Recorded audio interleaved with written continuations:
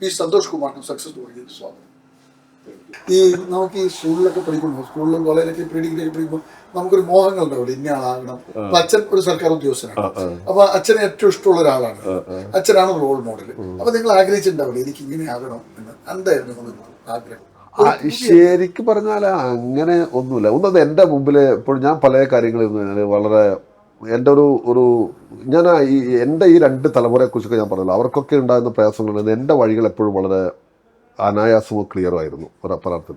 ഞാൻ പിടിഗ്രിക്ക് ഞാൻ first ഗ്രൂപ്പോ second ഗ്രൂപ്പോ എടുത്തിരുന്നെങ്കിൽ ഞാൻ ഒരു മുഴുവൻ സമയ രാഷ്ട്രീയക്കാരനായി മാറുമോ എന്ന സംശയം എനിക്കുണ്ട്. വേറൊരു വഴിയിലാക്കുമായിരുന്നു പോകുമെന്ന് എനിക്ക് തോന്നുന്നു. പക്ഷേ നമ്മളിപ്പോൾ അങ്ങനെയൊന്നും ഹാഡ് ഇറ്റ് ബീൻ എന്നൊന്നും നമ്മൾ പറയുന്ന അർത്ഥമൊന്നുമില്ല. ഇങ്ങനെയാണ്, റിയാലിറ്റിയാണല്ലോ നമ്മൾ നോക്കേണ്ടത്. ഇതാണ് യാഥാർത്ഥ്യം. തെരഞ്ഞെടുപ്പ് എടുത്തു. പിന്നെ ഞാൻ SN കോളേജ് ചേർന്നു. പിന്നെ AISFന്റെ ജില്ലാ പ്രസിഡന്റായി 1992 മാർച്ച് 7 നിങ്ങളുടെ തലശ്ശേരിയിലെ അക്കിപ്പറമ്പല്ലേ എന്താ സ്കൂളിന്റെ പേര്? നമ്മുടെ മഞ്ഞോടി ഭാഗത്തുള്ളതല്ലേ, നമ്മുടെ ചെറുക്കരയിൽ ഇങ്ങോട്ട് പോകുമ്പോൾ ലെഫ്റ്റ് സൈഡിൽ കാണുന്നത്. എനിക്കറിയാം, എനിക്ക് ഓർമ്മയുണ്ട്. അക്കിപ്പറമ്പ് തളിപ്പറമ്പിലാണ് എന്തോ ഒരു അക്കിപ്പറമ്പ്. ഞാനിപ്പോൾ അത് തളിപ്പറമ്പിലാണ്. നമ്മൾ ഈ സ്കൂളിനൊരു പേരുണ്ട്, അത് മറക്കാൻ പാടില്ലാത്തൊരു പേരാണ് എന്നെ സംബന്ധിച്ചിടത്തോളം. അതിപ്പം ഇല്ല. 92 ഞാൻ വളരെ ആക്റ്റീവായിട്ട് തലശ്ശേരിയിൽ അപ്പം ഞാൻ AISFന്റെ ജില്ലാ പ്രസിഡന്റായി. അവിടെ നിന്ന് അങ്ങോട്ട് പിന്നെ ഞാൻ മുഴുവൻ സമയ നേതാവാണ്. ജില്ലാ പ്രസിഡന്റ്, ജില്ലാ സെക്രട്ടറി, സംസ്ഥാന ജോയിന്റ് സെക്രട്ടറി, സംസ്ഥാന പ്രസിഡന്റ്, സംസ്ഥാന സെക്രട്ടറി, പിന്നെ YFന്റെ ജില്ലാ പ്രസിഡന്റ്, സെക്രട്ടറി, പിന്നീട് സംസ്ഥാന joint secretary, all India president, all India secretary, തിരിച്ചു വന്ന് പാർട്ടി ജില്ലാ സെക്രട്ടറി. അങ്ങനെ ഒരു എന്നെ സംബന്ധിച്ചിടത്തോളം ഒരു മഹത്തായ പരമ്പരയുടെ തുടക്കം കുറിക്കലാണ് 1992 മാർച്ച് 7 തലശ്ശേരി. ഞാൻ AISFന്റെ ജില്ലാ സെക്രട്ടേറിയറ്റ് മെമ്പറായിരുന്നു, ഉപഭാരവാഹി പോലും ആയിരുന്നില്ല. പക്ഷെ അന്നത്തെ ഒരു സാഹചര്യത്തിൽ എന്നെ ജില്ലാ പ്രസിഡന്റായി നിശ്ചയിച്ചു. അപ്പോൾ അത് വന്ന് 92 മാർച്ച് 7 ഔദ്യോഗികമായി ആ ഒരു സ്ഥാനത്ത് ഞാൻ എത്തുന്നത്, ഔപചാരികമായിട്ട് AISFന്റെ ജില്ലാ പ്രസിഡന്റ്. സന്തോഷ്, എന്റെ ചോദ്യം, മറ്റ് ജില്ലകളിലൊക്കെ ചിലപ്പോൾ വിദ്യാർത്ഥി രാഷ്ട്രീയ പ്രവർത്തനം കുറച്ചുകൂടി സുഗമമാണ്. കണ്ണൂർ അത്ര സുഗമമല്ല. പലപ്പോഴും കൊണ്ടും കൊടുത്തും വളർന്നു വന്ന നേതാക്കളാണ് കമ്മ്യൂണിസ്റ്റ് പ്രസ്ഥാനത്തിന്റെ പൊതുവെ കണ്ണൂർ ജില്ല വളർന്നു വന്നിട്ടുള്ളത്. നിങ്ങളും കമ്മ്യൂണിസ്റ്റ് പാർട്ടിയുടെ നേതാവ് തന്നെയാണ്. അപ്പോൾ വിദ്യാർത്ഥി കാലഘട്ടത്തിൽ നേരിടേണ്ടി വന്നിട്ടുള്ള അത്തരം അനുഭവങ്ങൾ എന്തെങ്കിലും ഓർമ്മ പറയാൻ? വിദ്യാർത്ഥി കാലത്തൊക്കെ യൂണിറ്റൊക്കെ ഉണ്ടാക്കുമ്പോഴുള്ള പ്രശ്നങ്ങൾ, എതിർപ്പുകളൊക്കെ കുറേ ഉണ്ടാവും. പക്ഷേ അതൊന്നും എന്നെ അങ്ങനെ അങ്ങ് ബാധിച്ചില്ല. അടി കിട്ടിയിട്ടുണ്ടോ, കൊടുത്തിട്ടുണ്ടോ? രണ്ടും ചെയ്തിട്ടില്ല ഇതിൻ്റെ ഭാഗമായിട്ട്. പക്ഷെ നമ്മളെ ഏത് സാഹചര്യത്തെ അതിജീവിക്കാൻ കഴിയുന്നുള്ള വിശ്വാസക്കാരനാണ് ഞാൻ അന്നും ഇന്നും. എന്തെങ്കിലും ഒരു സാഹചര്യം വന്നാൽ അങ്ങനെ രാഷ്ട്രീയത്തിൽ, ഞാൻ പറയുന്നത് വ്യക്തി ജീവിതത്തിലല്ല, വ്യക്തി ജീവിതത്തിലെ സാഹചര്യങ്ങൾ ഒക്കെ പറയുമ്പോൾ നമ്മളെ കുറേ നമ്മുടെ നിയന്ത്രണത്തിലായിരിക്കും, കുറേ നമ്മുടെ നിയന്ത്രണത്തിന് പുറത്തായിരിക്കും. പക്ഷെ പൊളിറ്റിക്കലി എന്തൊരു സാഹചര്യം വന്നാലും അതിനെ ശക്തിയുക്തം മറികടക്കാൻ നോക്കുക നമ്മൾ ആവശ്യം വന്നാൽ. ഇല്ല. ഒന്നാമത്തെ കാര്യം, ഞാൻ അതിനകത്ത് വിശ്വസിക്കുന്ന ഒരാളല്ല. രണ്ടാമത്തെ കാര്യം, പക്ഷെ സംഘർഷം, ഇപ്പോൾ പോലീസുമായുള്ള സംഘർഷങ്ങളല്ലേ, ഇതര രാഷ്ട്രീയ പ്രസ്ഥാനത്തിൻ്റെ ആളുകളൊക്കെ ആയുള്ള സംഘർഷങ്ങളൊക്കെ സ്വാഭാവികമായിട്ടും ഇടയ്ക്കുണ്ടായിരുന്നു. പക്ഷെ അത്തരം ഘട്ടങ്ങളിൽ നമ്മൾ അക്ഷോഭ്യരാണ്, അല്ലെ പതറുന്നവരല്ല. കൂടിപ്പോയെന്താണ് നമ്മൾ ചത്തുവെന്നില്ലാണ്. അപ്പോൾ ആ ചിന്താഗതിയാണ് എന്നെ എല്ലാ കാലത്തും നിയന്ത്രിക്കുന്നത്. പക്ഷെ ഞാൻ ഈ പറഞ്ഞ അത്ര തീവ്രമായ സാഹചര്യങ്ങളൊന്നും അഭിമുഖീകരിക്കേണ്ടി വന്നിട്ടില്ല. അതുകൊണ്ട് ആ ഒരു വിശ്വാസത്തിലാണ് ഞാൻ എപ്പോഴും. കൂടിപ്പോയി ഇതല്ലേ സംഭവിക്കാറുണ്ട്, വേറെ ഒന്നും. ഈ വിദ്യാർത്ഥി സംഘടനയുടെ ജില്ലാ പ്രസിഡന്റ് സ്ഥാനത്ത് എത്ര വർഷം ഉണ്ടായിരുന്നു? ദീർഘവർഷങ്ങളുണ്ടായിരുന്നു. ഞാൻ 92 മുതൽ അത് തുടങ്ങി 2002 വരെ ഞാൻ ഉണ്ടായി. അത് എന്ന് പറഞ്ഞാൽ 10 വർഷമായില്ലേ നേതൃനിരയിൽ. ആ കാലഘട്ടത്തിലെ പ്രക്ഷോഭങ്ങളൊക്കെ ഓർമ്മയിൽ നിന്ന് വരുന്ന എത്ര പരിപാടികൾ ഒരിക്കലും മറക്കാനാകാത്ത. സ്കൂളിൽ പഠിക്കുന്ന കാലത്ത് എനിക്ക് തോന്നുന്നു പ്രീ ഡിഗ്രി ബോർഡ് സമരം മുതൽ ക്ലാസ്സിലെ ഡെസ്കും ബെഞ്ചും ഇങ്ങനെ വന്നിട്ട് തിരിച്ച് ഇങ്ങനെ മറിച്ചിടലല്ല, പൊട്ടിപ്പോയില്ല. അപ്പോൾ അത് മറിച്ച് വെക്കലാണ്. മറിച്ചിട്ടാൽ പിന്നെ അത് പോയി. അപ്പോൾ അതിങ്ങനെ മറിച്ച് വെച്ചത് മുതൽ റോഡ് തടയൽ മുതൽ അല്ല, രാവിലെ വന്നാൽ അത് ചെയ്യാതെ, അല്ലല്ല പിറ്റേന്ന് എടുത്ത് വെക്കേണ്ട ആവശ്യം. അപ്പോൾ ഇത് സ്റ്റാഫൊക്കെ മറ്റാരെങ്കിലും ഒന്ന് ശരിയാക്കും. അപ്പോൾ അന്ന് തുടങ്ങി പ്രീ ഡിഗ്രി ബോർഡിന്റെ എതിരെയുള്ള പാരലൽ കോളേജ്. കേരളത്തിലെ പ്രധാന പടി വിദ്യാർത്ഥി സംഘടനകളുടെ KSRTC ബസ്സിന് ആ പടിയെല്ലാം എടുത്തിട്ടുണ്ടോ നന്നായിട്ട്?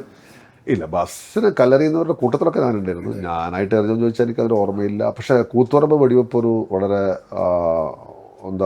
മനസ്സിൽ നിന്ന് ഒരിക്കലും പോവാത്ത ഒരു ദിവസമാണ്. സംയുക്ത വിദ്യാർത്ഥി സമരം നടക്കുന്ന സമയമാണ്.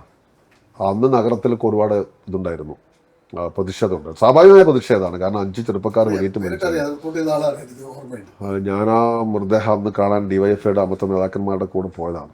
ഇവിടുന്ന് ഭയങ്കര ടെൻസ്റ്റ് എന്നുള്ള വാക്കല്ല, ഭയാനകമായ അന്തരീക്ഷമായിരുന്നു. ഞാൻ ആ മൃതദേഹം മുഴുവൻ കാണാൻ വിധിക്കപ്പെട്ടു എന്നാണ് ഞാൻ പോയ ഒരാളാണ് ഞാൻ. പിന്നെ അവിടെ റോഷൻ്റെ വീട്ടിലാണെന്ന് തോന്നുന്നു ഞാനന്ന്. ഇത് 5 വീട്ടിൽ 5 അനുശോചന ചടങ്ങുകളും ഒക്കെ ഉണ്ടായിരുന്നു, യോഗങ്ങളൊക്കെ ഉണ്ടായി. ഞാൻ അവിടെയൊക്കെ പോയി. അപ്പോൾ അന്ന് നഗരത്തിൽ വ്യാപകമായിട്ട് വിദ്യാർത്ഥികളുടെ പ്രതിഷേധ പ്രകടനമൊക്കെ ഉണ്ടായിരുന്നു. ഞാൻ അതിനകത്തൊക്കെ പങ്കാളിയായിരുന്നു. കാരണം സംയുക്ത സമരം നടക്കുമ്പോഴാണ് അത് നടക്കുന്നത്. അങ്ങനെ ധാരാളം, ഞാൻ പറയുന്നത് മറ്റു ധാരാളം സമരങ്ങൾ കാര്യങ്ങളൊക്കെ ആയിട്ട്. ഏത് സമരത്താണ് ആ കാലത്തിൽ പരിക്കേറ്റിട്ടുണ്ട്, കടന്നിട്ടുണ്ട്, അതൊക്കെ ധാരാളം. ഏറ്റവും നിർണായകമായ സംഭവങ്ങൾ ഓർമ്മയുണ്ട്, പറയാൻ പറ്റുന്ന എവിടെ നടന്ന സമരമാണ് എപ്പോഴും ഒരു പോലീസിന്റെ? പരിയാരം മെഡിക്കൽ കോളേജിലെ അന്നത്തെ സമരമുണ്ട്. പ്രീ ഡിഗ്രി ഇതിൻ്റെ പാരലൽ കോളേജ് വിദ്യാർത്ഥികളുടെ സമരമുണ്ട്. പിന്നെ കളക്ടറേറ്റ് സമരങ്ങളൊക്കെ മിക്കവാറും സംഘർഷങ്ങളിൽ കലാശിക്കുന്ന സമയമാണല്ലോ. കേസുകളുടെ സ്വഭാവമൊക്കെ, കേസുകൾ ധാരാളം കേസുകളിൽ പെട്ടിട്ടുണ്ട്. ആ കേസുകളൊക്കെ നമ്മൾ പിന്നെ ഊരി വരുമല്ലോ എന്ന് പറഞ്ഞാൽ വേറെ അങ്ങനെ അല്ല, ഭരണത്തിൻ്റെ അല്ല, വക്കീലന്മാർക്ക് ഒരു കേസൊക്കെ സ്ഥിരമാണല്ലോ. വക്കീലന്മാർക്ക് പൈസ കൊടുക്കാതെയും ഗുമസ്തന്മാർക്ക് സ്റ്റാമ്പിന് പൈസ കൊടുക്കാതെയും ഒക്കെ വിദ്യാർത്ഥി രാഷ്ട്രീയകാലത്ത് SFI ആയിട്ട് നിങ്ങളുടെ തന്നെ ഇടതുപക്ഷത്താണെങ്കിലും ഇടയ്ക്ക് നിങ്ങൾ തമ്മിലൊരു കുറവ് ഓർക്കരുത് ചില വിഷയങ്ങളിൽ. അതിനെയൊക്കെ എങ്ങനെ അങ്ങനെ മറികടക്കുക? അല്ല, ചിലതൊക്കെ നയപരമായ കാര്യങ്ങളൊക്കെ ആയിരിക്കും. പിന്നെ അതൊരു സംഘർഷത്തിലേക്കൊന്നും എൻ്റെ സമയത്ത് പോയിട്ടുണ്ടായിരുന്നില്ല. വർത്തമാനമൊക്കെ പറയും, ചിലപ്പോൾ ഒരു പ്രശ്നമൊക്കെ നടത്തും. അതിലപ്പുറത്തേക്ക്, കാരണം നമ്മൾ SFI ജില്ലയിൽ ഒരു വലിയ ഫോഴ്സാണ് അന്ന് നിന്നൊക്കെ. അതിനെ ഞാൻ ഉൾക്കൊണ്ടാലും ഇല്ലെങ്കിൽ അതൊരു ഫോഴ്സാണല്ലോ. അപ്പോൾ സ്വാഭാവികമായിട്ടും ആ യാഥാർത്ഥ്യത്തോടുകൂടിയാണ് ഞങ്ങൾ എപ്പോഴും അതിനൊക്കെ അത്തരം കാര്യങ്ങൾ കണ്ടിരുന്നു. ഞാൻ ഒന്നിനെയും ഭയക്കുന്ന ആളല്ല. ഞാൻ ഫ്രാങ്കായിട്ട് പറഞ്ഞത്, എനിക്കങ്ങനെ രാഷ്ട്രീയത്തെ അങ്ങനെ മാത്രമല്ല അതങ്ങനെ ഒരു ഭയക്കേണ്ട ശക്തിയായിട്ട് എനിക്കൊരിക്കലും തോന്നിയിട്ടുമില്ല. അപ്പം നമ്മൾ നയപരമായ നിലപാടുകൾ, കാര്യങ്ങൾ, പ്രശ്നങ്ങളൊക്കെ വരുമ്പോൾ ചില അഭിപ്രായ വ്യത്യാസങ്ങൾ ഉണ്ടാവാം. അത് അന്നും ഉണ്ടാവാം, ചിലപ്പോൾ ഇന്നത്തെ തലമുറയിലെ നേതാക്കന്മാർക്കിടയിലും ഉണ്ടാവും. അത് പറയാനുള്ള വല്ലാതെ വ്യക്തിപരമായ വിദ്വേഷങ്ങൾ, കാര്യങ്ങൾ, തർക്കങ്ങൾ, സംഘർഷങ്ങളൊന്നും ഉണ്ടായിട്ടില്ല. അവരുടെ പല നേതാക്കന്മാരായി മാറിയ പലരും അക്കാലത്ത് ഞങ്ങളെ വിദ്യാർത്ഥി സുഹൃത്തുക്കളാണ്. നല്ല സൗഹൃദം. Law academy, Thiruvananthapuram law academy. തിരുവനന്തപുരത്തേക്ക് ലോ അക്കാഡമി ഇപ്പോൾ വളരെ ലളിതമായ കാര്യം എന്ന് പറയുന്നത് ലോ അക്കാഡമിയിലെ പഠനം അനായാസമാണ്.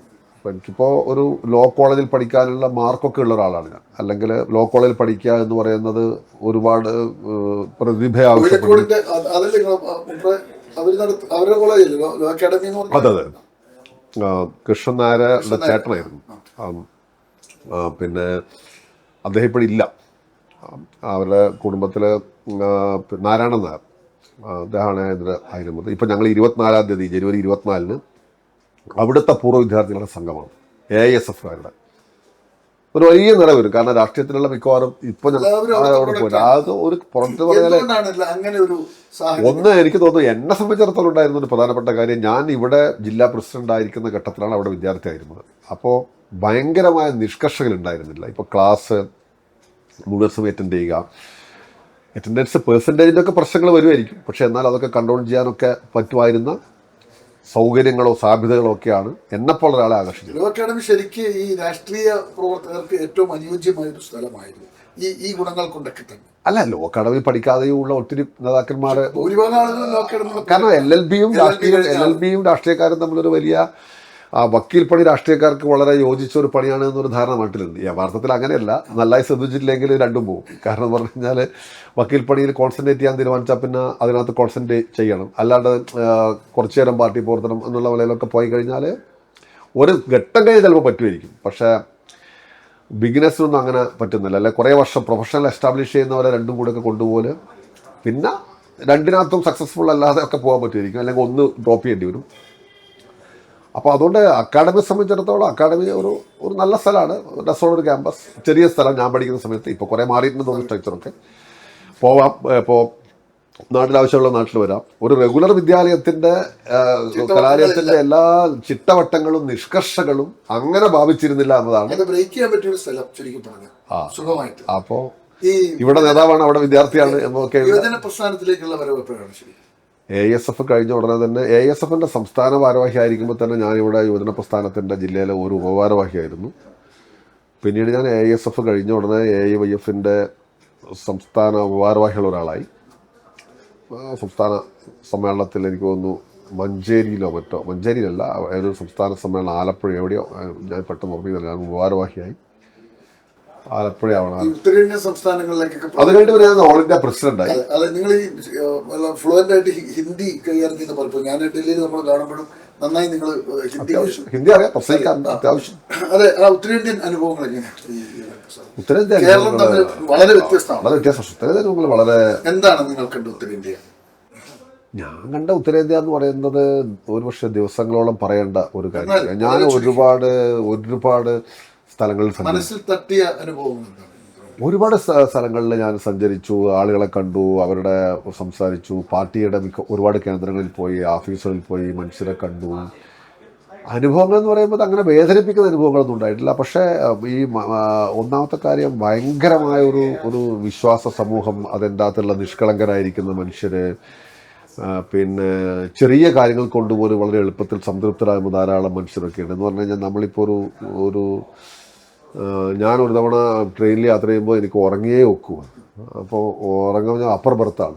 അപ്പർ ബർത്ത് പറഞ്ഞാൽ സ്ലീപ്പറിനകത്ത് ഈ ജനറൽ കമ്പാർട്ട്മെൻറ്റാണ്.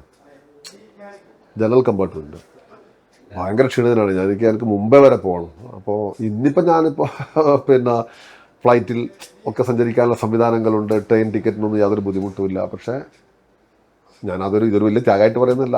പക്ഷേ കിടക്കണം. അപ്പോൾ എങ്ങനെയൊക്കെ മുകളിൽ ഈ ലഗേജ് വെക്കുന്ന ഭാഗത്തും ആൾ കിടക്കുക, ആളിരിക്കുകയാണ്. പക്ഷെ ഞാനെന്താ പറഞ്ഞു കഴിഞ്ഞാൽ എല്ലാവർക്കും ഓരോ ചായയെല്ലാം വാങ്ങിച്ചു കൊടുത്ത്, പിന്നെ അവരോട് പറഞ്ഞ് ആ ചായ വാങ്ങിച്ചു കൊടുത്തില്ലെങ്കിൽ അവർ ചെയ്യും. അത് എല്ലാവരും കൂടെ കുറേശ്ശെ എനിക്ക് സ്ഥലത്തുണ്ട്, ഞാൻ സുഖമായിട്ട് കിടന്നു തുടങ്ങി. എന്ന് പറഞ്ഞാൽ അതിപ്പോൾ ഒരു ആളുകളെ പഠിച്ചുള്ള അർത്ഥത്തിലല്ല ഞാൻ പറയുന്നത്. മനുഷ്യരെ ഇപ്പോൾ നമ്മൾ ഇവിടെ ആണെങ്കിൽ 6 ആൾക്കൊക്കെ ഞാൻ ചായ വാങ്ങിച്ചു കൊടുക്കാൻ തീരുമാനിച്ചു കഴിഞ്ഞാൽ തൻ്റെ ചായ ആർക്കും വേണമെന്ന് ചോദിക്കുമല്ലോ. പിന്നെ എന്ന് പറഞ്ഞാൽ എന്തോ പെട്ടെന്ന് ഒരു പരിചയമില്ലാത്ത മനുഷ്യർക്ക് എല്ലാവർക്കും കൂടെ ചായ വാങ്ങിച്ചു കൊടുക്കാൻ തീരുമാനിച്ചാൽ എന്താക്കാൻ പറ്റും? അപ്പൊ ഞാൻ വന്നപ്പോൾ എല്ലാവർക്കും അറിയാം, പയ്യ എല്ലാവർക്കും ഓരോന്ന് കൊടുക്കുന്നു പറഞ്ഞു. എല്ലാവർക്കും കൊടുത്തു. അപ്പോൾ എന്ന് പറഞ്ഞാൽ ഈ മനുഷ്യൻ ബേസിക്കലി എല്ലായിടത്തും ഒന്നാണ്. ഇപ്പോൾ നമ്മൾ പറയുന്ന പോലെ മലബാറുകാർ വളരെ ശുദ്ധന്മാർ, അങ്ങനെയൊക്കെ പല കോൺസെപ്റ്റ് ഉണ്ടല്ലോ. ഞാൻ ഈ കോൺസെപ്റ്റ് ഒന്നും വിശ്വസിക്കുന്ന ആളല്ല. ഈ മൊത്തം മനുഷ്യരായി പറഞ്ഞിരിക്കുന്നവർക്കെല്ലാം തന്നെ അടിസ്ഥാനപരമായ ദൗർബല്യങ്ങളും ഗുണങ്ങളും ശേഷിയൊക്കെ ഉണ്ടെന്ന് വിശ്വസിക്കുന്നതാണ്. അതിന് വേരീസ് ചില വ്യത്യാസങ്ങളുണ്ടാവും രീതികളിൽ. പിന്നെ നമ്മളിവിടെ സംസ്കാരം എന്ന് കണക്കാക്കുന്ന പലതും ചിലപ്പോൾ അങ്ങനെ ആവണമെന്നില്ല. മറ്റു പലയിടത്തും നമുക്കിവിടെ മോശം എന്ന് കണക്കാക്കുമ്പോൾ നമ്മളെ മാത്രം കോൺസെപ്റ്റ് ആയിരിക്കും. അതൊക്കെ മാറിയ ലോകത്താണല്ലോ നമ്മൾ നിൽക്കുന്നത്. പക്ഷേ ഈ വടക്കേ ഇന്ത്യയിലെ മനുഷ്യരെന്താന്ന് പറഞ്ഞു കഴിഞ്ഞാൽ അവർക്ക് ഈ രാഷ്ട്രീയമായിട്ട് അവരൊക്കെ ബോധിപ്പിക്കുക എന്നൊക്കെ പറയുന്നത് മാസിനെ ബോധിപ്പിക്കാൻ വളരെ പാടായിരിക്കും. അതൊക്കെ നമ്മൾ എളുപ്പമല്ല. നമ്മൾ ജാതി മത ചിന്തകൾ ഐഡൻറ്റിറ്റി പൊളിറ്റിക്സിന് വലിയൊരു സ്ഥാനമാണ്. അതിന് നിങ്ങൾ കേരളവും അങ്ങനെയൊക്കെ മാറ്റാനുള്ള വലിയ ശ്രമങ്ങളാണ് നടക്കുന്നതെങ്കിലും വടക്കേ ഇന്ത്യക്കകത്ത് അതിങ്ങനെ ഞാൻ എന്തനുഭവമാണ് പറയാമെന്ന് എനിക്കറിയില്ല. ഞാൻ നിരന്തരം സഞ്ചരിക്കും. ഇപ്പോഴും ഞാൻ സിപിഐയുടെ ഡൽഹിയിലെയും അതുപോലെ ജാർഖണ്ഡ്, അതുപോലെ ഛത്തീസ്ഗഡിൻ്റെ ഒക്കെ ചുമതലക്കാരനാണ്. ഇവിടെ സംസ്ഥാനത്തിൻ്റെ സഹായത്തിന് പുറമേ ഞാൻ നിരന്തരമായി സഞ്ചരിക്കുന്ന ഒരാളാണ്. ഈ രാജ്യസഭാ അംഗം എന്ന നിലക്ക് കേരളത്തിൽ നിന്ന് വരുന്ന ആവശ്യങ്ങളുടെ സ്വഭാവമല്ലല്ലോ ഉത്തരേന്ത്യയിൽ നിന്ന് അല്ലെങ്കിൽ മറ്റ് കേരളത്തിന് പുറത്തുള്ള സംസ്ഥാനം, ഈ 2 സ്ഥലത്തു നിന്നുള്ള ആവശ്യങ്ങളുടെ സ്വഭാവം നിങ്ങളെ സമീപിക്കുന്ന രാജ്യസഭാ അല്ല. എന്നെ ഇപ്പോൾ പാർട്ടിക്കാർക്ക് നമ്മളധികം CPIയുടെ പ്രാതിനിധ്യം ഒരുപാട് ഇല്ലാത്തതുകൊണ്ട് മറ്റ് സംസ്ഥാനക്കാരെ സമീപിക്കും ഞാൻ. പക്ഷേ എല്ലാം ബാലൻസ് ആയിട്ട് ചെയ്യാൻ നോക്കും. കേരളത്തിൻ്റെ ആവശ്യങ്ങൾ പരമാവധി ഉന്നയിക്കാറുണ്ട്. ഇപ്പോൾ ഉന്നയിക്കപ്പെട്ട പല ആവശ്യങ്ങളിൽ ഒന്ന് ഇടക്കാലത്ത് ഇപ്പോൾ വീണ്ടും അത് ജനശ്രദ്ധയിൽപ്പെടുത്തേണ്ട ഒരു കാര്യം ഞങ്ങൾ ചെയ്തു. കേരളത്തിൻ്റെ പേര് കേരള എന്നുള്ളത് ഒഫീഷ്യൽ ലേഖയിലുള്ളത് കേരളം എന്നാക്കണം. നമ്മുടെ നിയമസഭയുടെ പ്രമേയമാണ്. പിന്നീട് ഞാനത് രാജ്യസഭയിൽ സ്പെഷ്യൽ മെൻഷൻ നിങ്ങൾക്ക് എഴുതി വായിക്കാനേ പറ്റും, പ്രസംഗിക്കാൻ പറ്റില്ല, റീഡ് ഔട്ട് ചെയ്യണം. ഒരു പ്രിസ്ക്രൈബ് ടെസ്റ്റ്, അപ്രൂവ് ചെയ്ത ടെസ്റ്റ് വായിക്കണം. അപ്പോൾ അത് ഉന്നയിച്ചു. സംസ്ഥാനത്തിൻ്റെ പേര് കേരളം എന്നാക്കി മാറ്റം വേണം. പക്ഷെ അതിപ്പോൾ ഇടയ്ക്ക് വേറൊരു പാർട്ടി അതിന് കത്തെഴുതി എന്ന് പറഞ്ഞിട്ട് അവരെന്തോ ഒരു മേനി മേടിക്കാൻ ശ്രമിച്ചപ്പോഴാണ് ഞങ്ങൾ ഈ പഴയ ഡോക്യുമെൻ്റൊക്കെ എടുത്ത് കൊടുത്തത്. കേരളത്തിൻ്റെ ആവശ്യങ്ങൾ വരുന്നത് കേരളത്തിൻ്റെ ഒരു കാര്യം, കേരളം വികസിച്ചത് നന്നായിട്ട്. നമ്മുടെ ജനസംഖ്യാ നിയന്ത്രണം, അതുപോലെ ആരോഗ്യ വിദ്യാഭ്യാസ കാര്യങ്ങളിലെ വലിയ മികവുകൾ, ഈ മികവുകൾ പലതും കേരളത്തിന് ഇപ്പോൾ തിരിച്ചടിയായിട്ടാണ് സംഭവിച്ചുകൊണ്ടിരിക്കുന്നത്. എന്താ പറഞ്ഞാൽ അതുകൊണ്ട് നിങ്ങൾക്ക് എന്നതാണ് എന്ന ഒരു പ്രശ്നം. അപ്പോൾ ഈ ധനകാര്യ കമ്മീഷൻ്റെ, നീതി ആയോഗിൻ്റെ ഒക്കെ കോൺസെപ്റ്റുകളിൽ, ഈ രീതികളിൽ ഒക്കെ ധാരാളം പുനഃപരിശോധന ആവശ്യമുള്ളതാണെന്ന് എനിക്ക് തോന്നുന്നു. നന്നായി പഠിക്കുന്നു എന്നതുകൊണ്ട് ഒരു കുട്ടിക്ക് അവസരം നിഷേധിക്കാൻ പാടില്ലല്ലോ. അല്ലെങ്കിൽ നീ ഇപ്പൊ പരീക്ഷ എഴുതണ്ട, അല്ലെങ്കിൽ നിനക്കിപ്പം അല്ല നിനക്ക് അങ്ങനെ ഒരു അപ്പൊ അതുകൊണ്ട് അതിപ്പോൾ ചെയ്യേണ്ടതില്ല, ബാക്കിയുള്ളവരും കൂടെ പഠിച്ച് ശരിയായി വരട്ടെ എന്നിട്ട് നിങ്ങൾ എഴുതിയാൽ മതി എന്നൊക്കെ പറയുന്ന പോലത്തെ ഒരു വളരെ വിചിത്രവും അശാസ്ത്രീയമായ ഒരു കോൺസെപ്റ്റ് ആയിട്ടാണ് എനിക്ക് തോന്നുന്നത്. പിന്നെ നമ്മളെല്ലാ കാര്യങ്ങളും ഇപ്പോൾ 100 രൂപ ഇവിടുന്ന് കൊണ്ടുപോകുമ്പോൾ നമ്മളൊരു ഫിസിക്കൽ ഫെഡറലിസം പറഞ്ഞാൽ എന്താണ്, നമുക്കൊരു 50 രൂപയെങ്കിലും തിരിച്ച് കിട്ടുന്നതാണ് മിനിമം. ഇപ്പോൾ 100 പിന്നെ പിരിച്ചു കിട്ടുന്ന സ്ഥലത്തിന് 90, 80 ഒക്കെ കിട്ടുന്ന സാഹചര്യം പലയിടത്തും ഉണ്ട്. എന്തുകൊണ്ടാണ് അത് സംഭവിക്കുന്നത്? ആവശ്യങ്ങൾ എന്ന് പറഞ്ഞാലല്ലോ, ഇപ്പോൾ റോഡ് ഉണ്ടെങ്കിൽ പിന്നെ റോഡ് ടാർ ചെയ്യേണ്ട ആവശ്യം വരും, അതിന് പിന്നെ ഹൈമാസ് ലൈറ്റിൻ്റെ ആവശ്യം വരും, പിന്നെ സൗന്ദര്യവൽക്കരണത്തിന്റെ ആവശ്യം വരും. ഇതൊക്കെ ഇതൊന്നുമില്ലെങ്കിലോ ഇതൊന്നും പ്രശ്നമില്ല, ഒരു ചെലവില്ല. അപ്പൊ അതാണ് സ്കൂൾ വന്നു, സ്കൂൾ സ്മാർട്ട് ക്ലാസ് റൂമായി, വലിയ ഡെവലപ്മെന്റ് ഉണ്ടായി, വലിയ മാറ്റം ഉണ്ടായി.